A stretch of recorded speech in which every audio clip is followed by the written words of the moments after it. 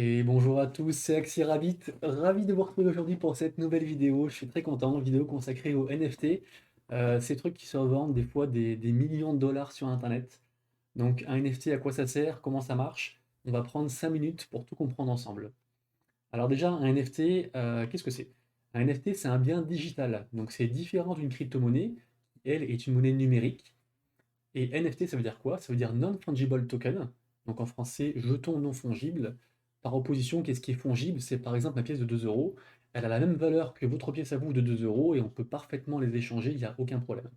Alors que là, le NFT, il est unique, il ne peut pas être remplacé ou imité, il a un seul propriétaire, un petit peu comme une œuvre d'art, par exemple de Picasso, qui est unique au monde. Ça, c'est rendu possible en fait par la clé encodée par le créateur du NFT et qui garantit donc son côté infalsifiable et son authenticité. Le terme token, jeton dans la définition du NFT, signifie qu'en fait c'est une unité qui est échangeable sur la blockchain. Et donc je vous ai trouvé, il faut quand même définir ce que c'est la blockchain. Je vous ai trouvé une petite définition assez complète et assez courte de ce que c'est. Donc la blockchain, c'est une technologie de stockage et de transmission d'informations sécurisée et décentralisée. Et en fait, dessus, on peut retracer toutes les transactions du réseau. Les données sont enregistrées dessus pour l'éternité et accessibles à tous. La plus connue, c'est Ethereum, mais en fait, il y en existe beaucoup d'autres, avec chacune leur avantage et leur inconvénient. Maintenant, qu'est-ce qui peut être un NFT? En fait, quasiment tout. De la simple image GIF au document administratif, en passant par un morceau de musique, en fait, tout bien qui est digitalisé, en fait, peut être un NFT. Les NFT, ça existe depuis 2012. Ça a, on va dire, été démocratisé en 2017 avec cette collection-là, les CryptoKitties, qui se sont d'ailleurs revendus très très cher. Mais c'est vraiment depuis 2021 en fait que, vraiment que ça explose. Là actuellement on est en pleine bulle spéculative sur les NFT. Donc bon, on ne sait pas de quoi ça sera fait l'avenir. Ce qui est certain, c'est que les NFT feront partie intégrante de notre futur, parce qu'en fait leurs applications sont quasiment infinies. Et par exemple, un exemple concret d'application, on va prendre l'univers du gaming qui parle souvent à beaucoup de gens. Donc par exemple, dans un jeu vidéo, si les développeurs vous disent, bah voilà, maintenant on crée 10 boucliers magiques qui servent à faire telle quête qui est vraiment très très bien dans le jeu, du coup beaucoup de gens veulent ces boucliers-là. Ces boucliers-là sont créés sous forme de NFT, et bah du coup en fait on sera certain de la rareté de l'objet, il n'y en aura que 10, il n'y en aura jamais d'autres. Et en fait c'est du coup ce qui donne tout son sens. Parce que du coup c'est très rare, et en plus, c'est pas les développeurs qui posséderont le bouclier, c'est vraiment le joueur. Ce qui fait qu'on peut imaginer que même si le jeu n'existe plus, qu'il ferme pour une quelconque raison, le joueur aura toujours son bouclier et en fait un autre studio pourra très bien développer quelque chose, un autre jeu ou un autre projet qui utilisera en fait ce NFT-là. On distingue plusieurs catégories principales de NFT, on va dire 5, même si dans le futur il y en aura encore beaucoup d'autres. La première, c'est la plus compréhensible, c'est l'art. Par exemple, vous êtes un artiste, vous êtes un peintre, et ben vous peignez votre œuvre en vrai, vous la digitalisez, et en fait vous la revendez sur Internet en tant que NFT pour, on va dire, la rendre accessible au plus grand nombre. Et aussi même la partager, parce que c'est très facile de partager sur Twitter ou autre un NFT. Deuxième catégorie, donc tout ce qui est, on va dire, à collectionner, un petit peu comme un jeu de cartes, ou même des Pokémon ou ce qu'on veut. Le principe, c'est quoi? C'est que par exemple, vous avez une collection de 10 000 NFT qui sont produits. Dans ces 10 000, il y a différentes catégories, différents types. Et en fait, le but, ça va être de collectionner le plus de NFT possible pour avoir la plus belle collection possible ou la plus grande. La troisième catégorie, ce serait les NFT que j'appelle d'utilité. Donc, en fait, par exemple, un nom de domaine. Ça peut être un document, également un document administratif. Ça peut être beaucoup de choses, juste un contrat, voilà. Quelque chose d'utilité, un point ETH par exemple.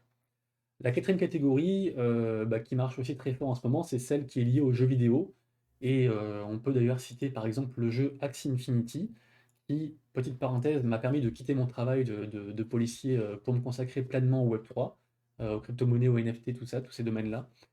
Et en fait, dans Axie Infinity, vous jouez avec des petites bestioles qui s'appellent des Axies, qui sont en fait chacune des NFT que vous faites combattre contre d'autres personnes ou dans un mode aventure. Et en fait, ça vous permet de générer une autre crypto-monnaie et donc finalement de gagner de l'argent. Et ça introduit le concept de play to earn qui fera l'objet d'une autre vidéo un peu plus tard, je pense, dans la semaine. Et dernière catégorie, donc c'est non exhaustif, hein, mais les dernières catégories que je vous citerai, tout ce qui est lié au métaverse, donc au land, au terrain. On peut citer par exemple Sandbox. Là, c'est quoi le concept? C'est qu'en fait, votre NFT représente un monde virtuel, un terrain virtuel dans le métaverse. Ici, voilà, c'est Sandbox. Et en fait, bah, tout est possible sur ce terrain-là. Vous pouvez avoir des enseignes de la vraie vie. On a vu Carrefour dernièrement ou d'autres qui viennent sur le terrain pour faire de la publicité, pour exposer des choses, pour même faire du commerce, faire de la vente, faire des réunions. Après, voilà, c'est pareil, les possibilités sont infinies. Et le métaverse, on en entend beaucoup parler et on continuera à en entendre parler énormément parce que bah, c'est une partie intégrante de notre futur. Euh, Ces NFT-là s'échangent principalement par la place de marché la plus connue qui est OpenSea. Alors bien sûr, il y en a d'autres, mais voilà, c'est vraiment la plus connue, c'est là où le plus gros des volumes est réuni. Je vous mettrai également tous les liens dans la description pour ceux qui veulent faire d'autres recherches sur OpenSea, sur les NFT, sur ce que vous voulez, sur Axie Infinity aussi. Et pour finir, je voudrais quand même faire une petite réclame. Les NFT, le Web3, la crypto, etc., c'est quand même encore beaucoup la jungle, notamment en termes de fiscalité, c'est très compliqué. Donc faites déjà attention de tout bien noter et d'être réglo, d'être clair. Euh, il y a des collections de NFT qui sont créées en moins de 2 heures. C'est très facile à faire. Moi, j'ai fait un NFT, ça m'a pris 5 minutes à le faire. Euh, il y a des collections qui explosent en moins de 24 heures, ça peut valoir des fois des milliers de dollars, et puis finalement 48 heures après, ça vaut plus rien. Donc faites très attention, renseignez-vous toujours. Il y a un mot qui revient souvent quand vous êtes dans le domaine des NFT ou de la crypto-monnaie, c'est DYOR, donc en anglais DYOR, Do Your Own Researches, ce qui signifie que ne prenez jamais une seule source pour rentrer dans un projet, parce que ça vous coûtera de l'argent et vous risquez de tout perdre. Donc croisez les sources, que ce soit différents influenceurs, différents articles, différents médias. Voilà, renseignez-vous au maximum. C'est encore un domaine qui est vraiment hypant, qui est vraiment très intéressant. Il y a beaucoup de choses à faire, mais il y a aussi beaucoup d'arnaques. Donc voilà, faites très attention à vous. C'est tout pour la vidéo, je vous laisse, prenez soin de vous, c'était Axie Rabbit, à tout bientôt. Et juste, si la vidéo vous a plu, pensez à lâcher un petit commentaire pour des questions, pour des critiques négatives ou positives d'ailleurs. Et puis la cloche de notification, et vous pouvez également me suivre sur les réseaux sociaux, donc sur Twitter principalement et Twitch. Je vous laisse, à bientôt, ciao ciao.